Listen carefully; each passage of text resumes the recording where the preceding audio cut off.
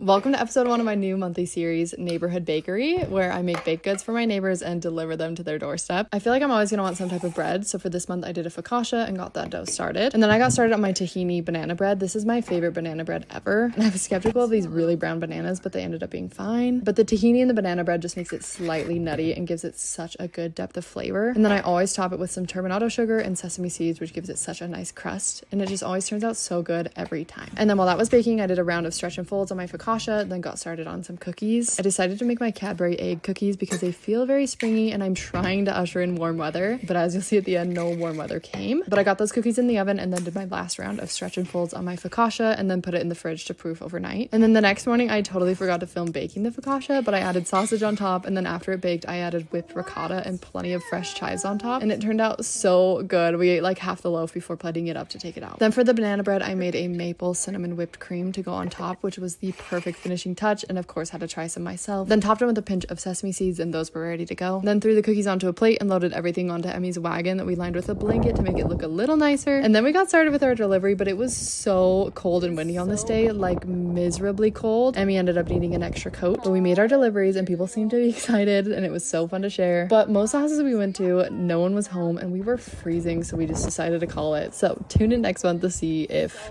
anyone is home.